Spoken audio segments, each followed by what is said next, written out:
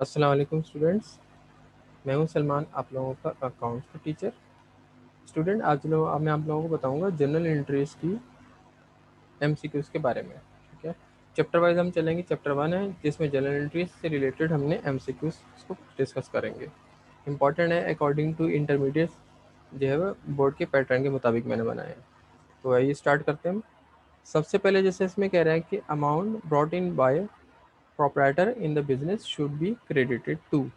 जो भी प्रोपराइटर यानी बिजनेसमैन, बिजनेस का ऑनर अपने बिजनेस में जो पैसा लेके आता है उसको हम क्या कहते हैं, कैपिटल अकाउंट में हम उसको शामिल करते हैं।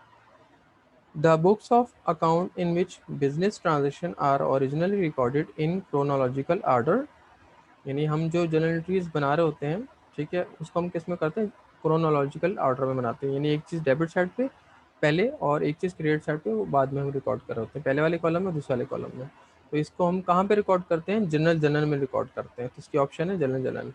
नरेशन क्या होती है, narration is always written below the each entry. Entries जब हम बनाते हैं जनरल एंट्रीज की, तो उसके आखिर में उसके नीचे थोड़ी छोटी सी डिस्क्रिप्शन दी जाती है जिसमें इसके बारे में लिखा जाता है कि ये इसकी क्या है, ट्रांजैक्शन है। नंबर 4 में कह रहा है कि entry in which more than one account is debited. जिसमें हम दो से ज़्यादा अकाउंट को डेबिट करें या क्रेडिट करें तो उसको हम कंपाउंड एंट्री कहते हैं। यानी इसमें हम एक एंट्री नहीं बल्कि दो एंट्री एक साथ बना रहे होते हैं। इसीलिए डेबिट साइड या क्रेडिट साइड जो क्या हो रही होती है, दोनों साइड जो है वो दो दो एंट्रीज आ रही होती हैं। एक एंट्रीज के अंदर दो अमाउंट क्रेडिट साइड पे आ रहे होते हैं या दो अमाउंट डेबिट साइड पे आ रहे होते हैं। 5 में कहना है कि जनरल जो है वो keep on the raw basis या कॉलम बेसिस। तो हम इसका आंसर है रॉ बेसिस, क्योंकि हम एंट्रीज जो लिखते हैं वो रॉ बेसिस पे लिख रहे होते हैं। 6 में कह रहे हैं a credit increase the balance of. क्या चीज़ बैलेंस जो है वो इंक्रीज करती है क्रेडिट का। तो इनकम जो है वो तो बाय नेचर क्रेडिट है, लेकिन एसेट्स आपका डेबिट है।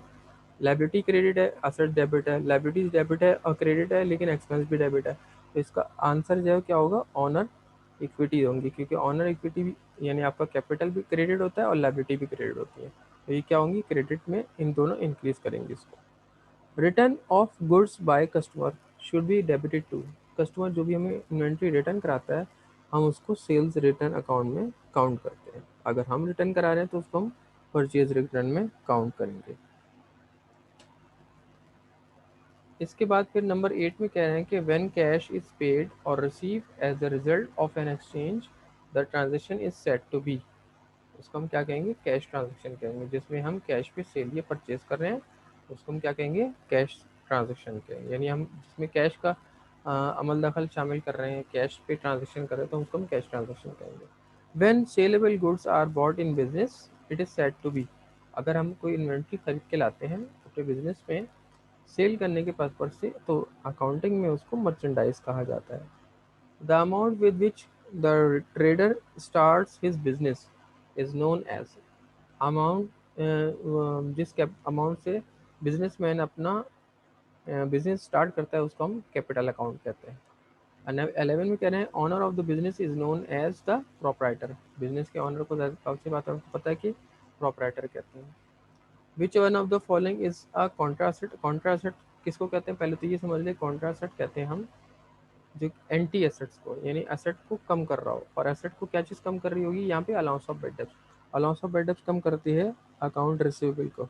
अकाउंट सिविल हमारा क्या होता है, बाय नेचर क्रेडिट होता है।